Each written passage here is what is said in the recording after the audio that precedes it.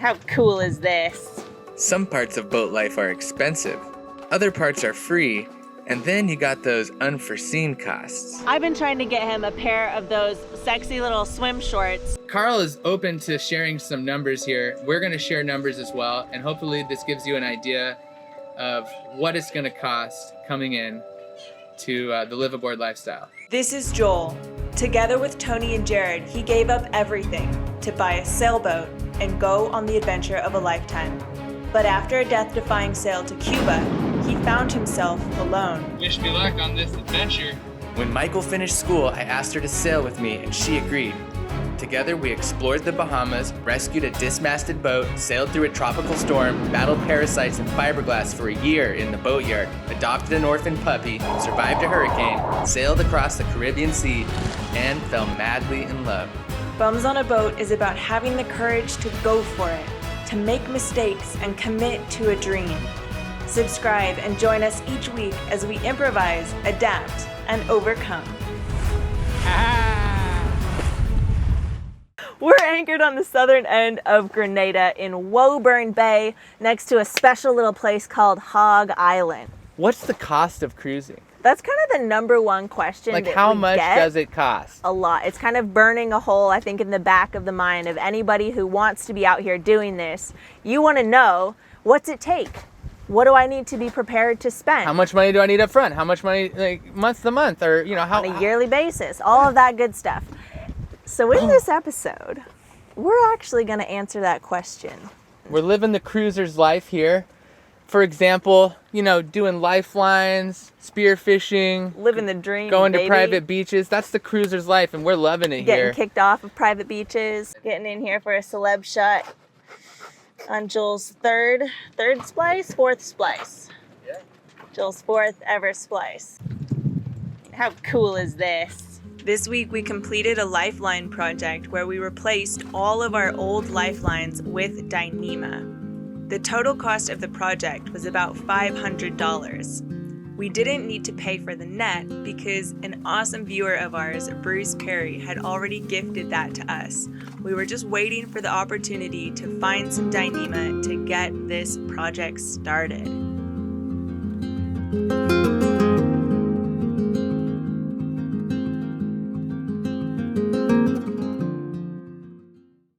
We met Sperry on Hog Island. He's a local legend and expert fisherman. I call him Captain Jack Sperry. Karl, you gotta try a piece. What is that? Sea urchin. That's a sea urchin.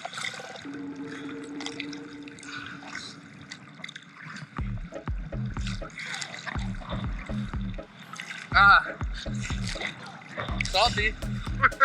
Sperry offered to take me spearfishing with him and introduced me to the waters that he's been fishing his whole life. Sperry, you are unreal, man. Part of Bums on a Boat is learning about and experiencing other ways of life without judgment. That's an octopus. That's a jig. It was hard for me to watch Sperry get the octopus, but this is his way of life, and I'm here to learn.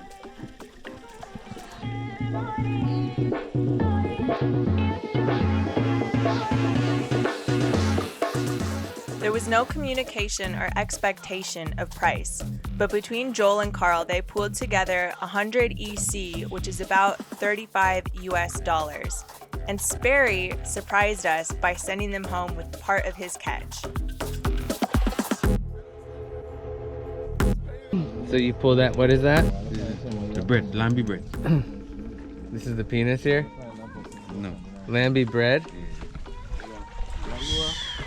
All right. You're gonna trust a guy named 12? Yep. Good.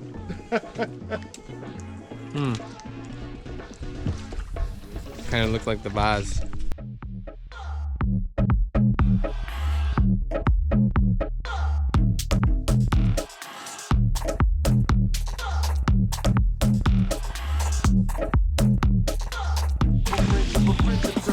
Refish is the best.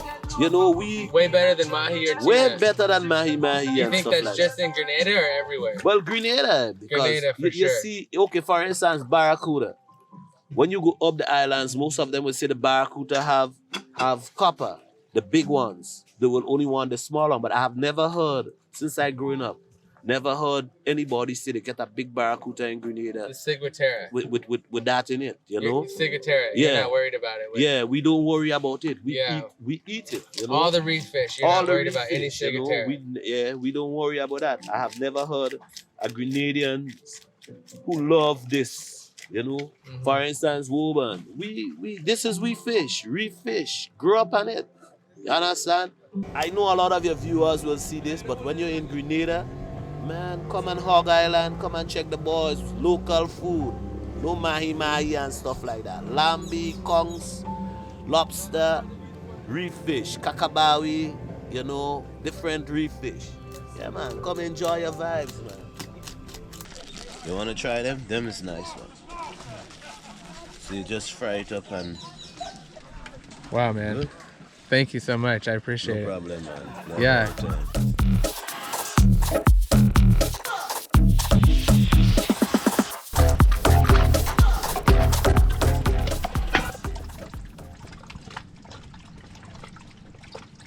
Ooh. That's so good, babe. Nice job. Oh my gosh. She's falling off the bone. Oh, yeah. And it's really, really nice. I think your viewers want to check out that beach. I know I do. There you go. Like, I know Lola does. Sneaking onto the private beach? Well, that's free, of course. Guys, I need your opinion on a very important discussion that Joel and I have been having. So I've been trying to get him a pair of those sexy little swim shorts like Stefan's wearing, but he hasn't quite been convinced yet. So maybe you could leave a thumbs up down in the comments if we need to get Joel some of those shorts. What do you say? Could you do that for me? Awesome. Thanks.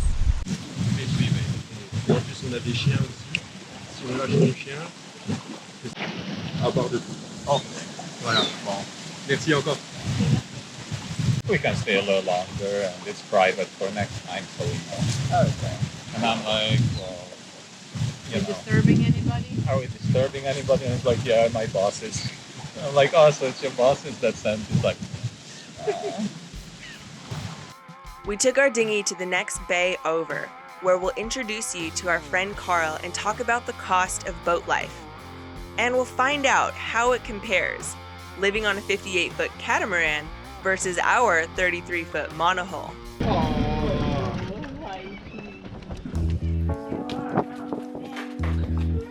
Oh my goodness.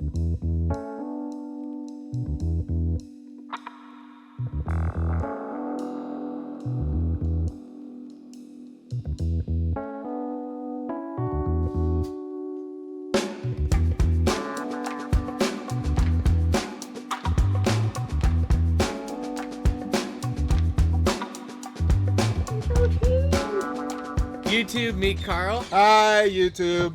We met Karl on Hog Island.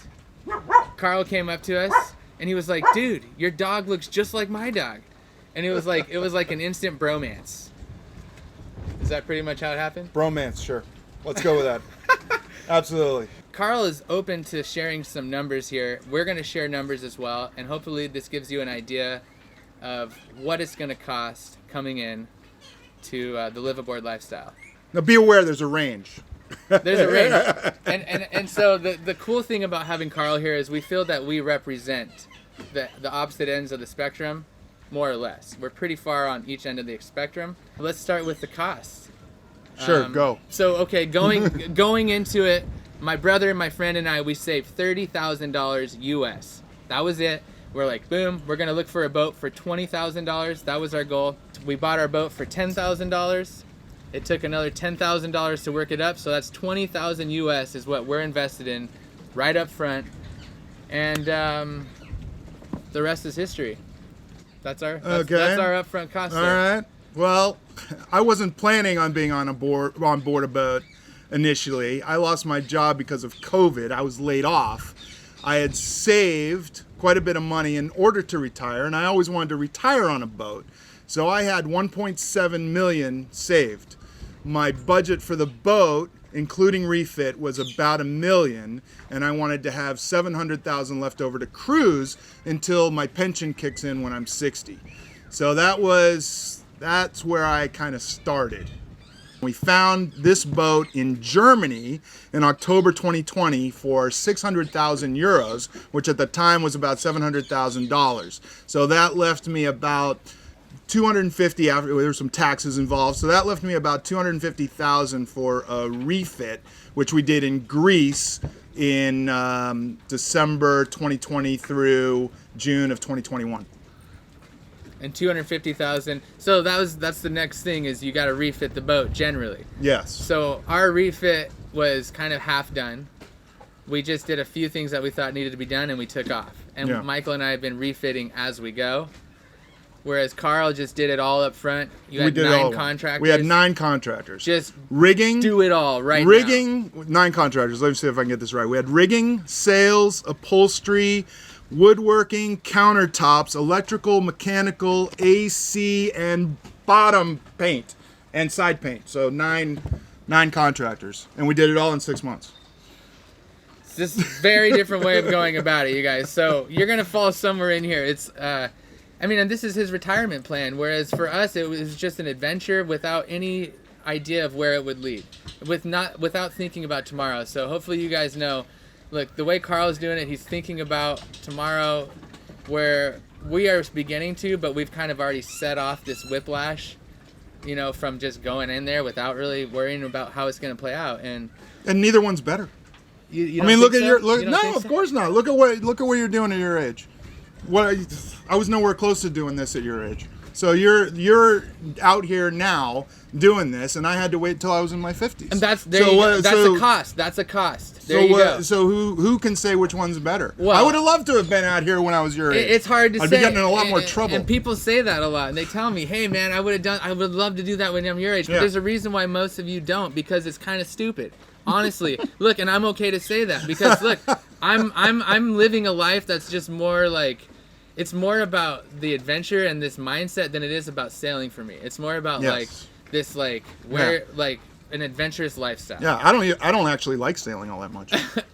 I use sailing to get from one point to the other. It's a little. And try to save fuel. It amps you up. I love it for that reason. I don't like sailing.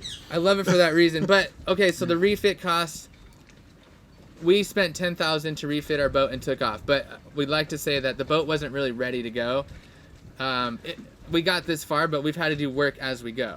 Yeah, so and 10,000 versus your refit cost. Yeah, and we had the boat. It was almost better than new when we left, and we were able to cross the Mediterranean and the Atlantic Ocean with really 0 failures. We've talked about cost of the boats. We've talked about the refit cost, which you're both going to be looking at, and then what we just said? The monthly costs. Monthly costs. What do we pay a month? What does Karl pay a month to live on a boat?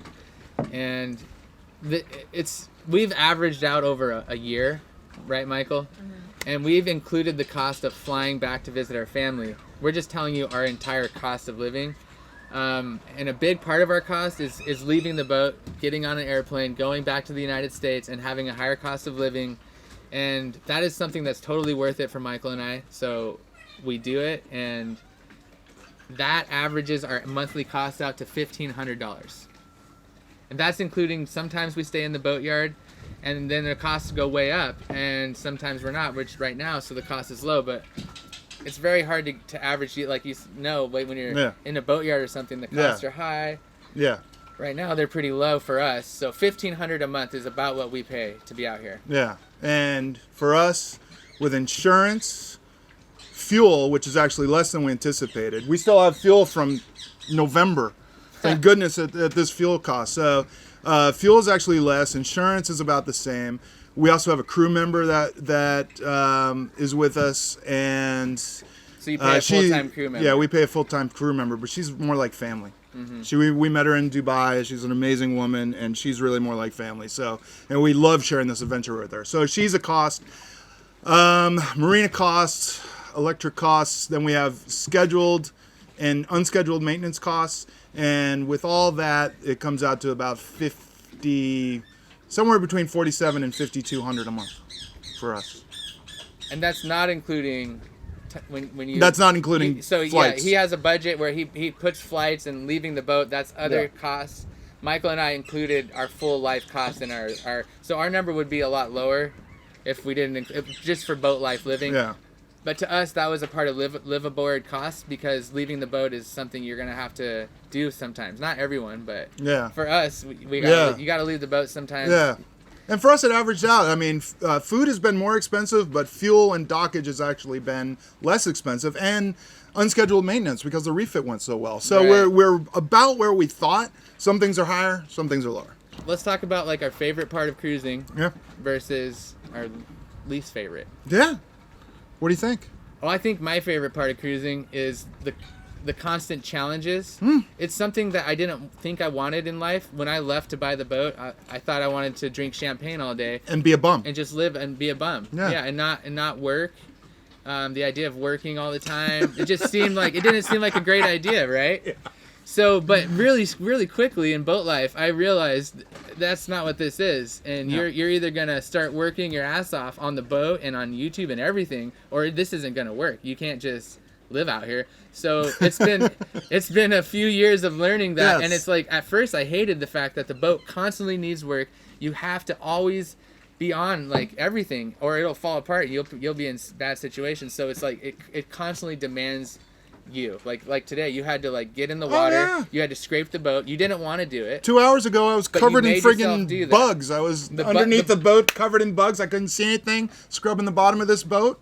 And that is my favorite part. It's that it makes you do things that are uncomfortable. I don't know if that's my favorite. It's part. It's not the scraping. It's all the things that it makes you do. Like sailing, for example. Like when we go sailing, my heart beats. I'm nervous. There's so much you don't know what's gonna happen, but you have to get out there and make decisions. You got to do something. And like when you're done with that, it's like you feel good. Yeah. You feel like you did something. That's true. Well, yeah. I think one thing they have to realize is that you don't want to just sit around and be in a beautiful place and just drink champagne all the time. That's not.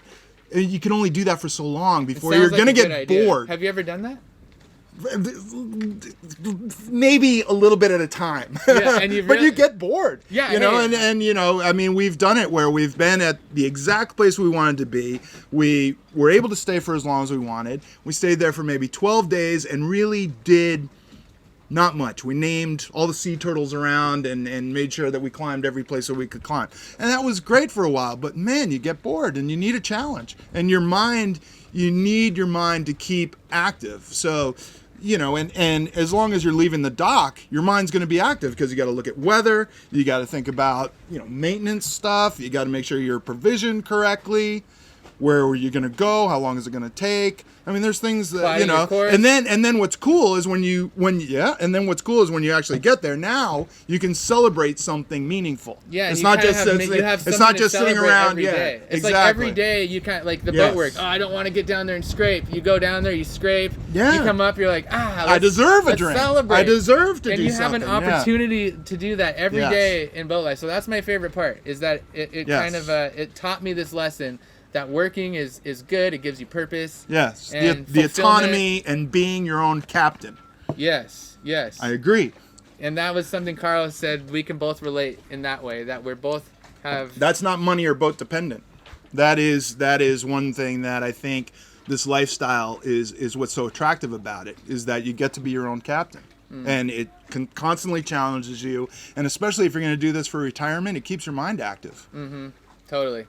So least favorite part of boat life. Go. You go first. I went first. Oh, you didn't even say. No, what's your favorite part? You didn't say. That is my favorite part. Yours is the same as mine. Oh, his is the same as mine. 100% agree. That's my favorite. I thought you were just jumping on board. No. Okay, so we both have the same favorite part. Exactly. That's my favorite part. That's the most. It was my least favorite part at first. No, well, I always knew. Well, it's harder than I thought, but the hard is what makes it. So what makes my it least favorite enjoyable. part, I guess, for me, and the way that we're doing it, is how much time we spend away from our family and the people we love. Yes. Like we've had my least favorite part is that it just had to happen, and when financially and balancing, the boat maintenance and hurricane season, we don't see our family and loved ones as often as we used to. It used to be easy, just down the road or once a month.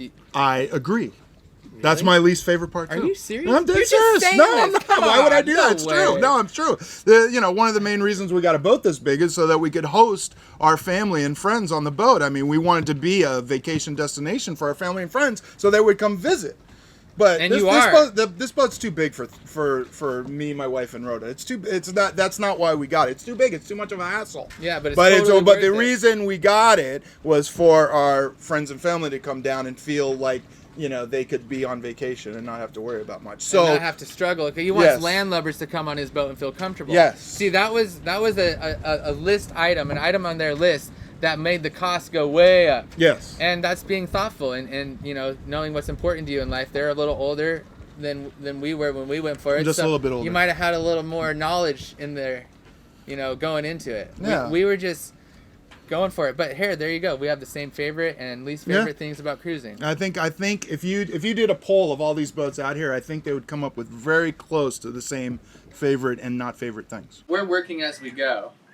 Yeah. Where you're retiring. This is your plan to. This yeah. is our retirement. So there's two ways of going about it Yeah. as well. Yeah. Working as you go. The pros are you're doing it now. You don't have to wait so long. Yes. Cons are you're going to be struggling. You're going to have a lot less to work with. You might Yeah. run out of money. Things might fall apart for you. Yeah. But you're doing it now. Exactly. So which is better? Which is better for you guys? Let us know in the comments. If you're planning, if you're saving, what's the number you had in mind? And did this conversation help you? It helped me. It helped me too, yeah. It's poker night tonight, guys. It is. Poker night. Let's go. Yeah, let's do that. Thanks for watching, guys. These are the tales of BOAB.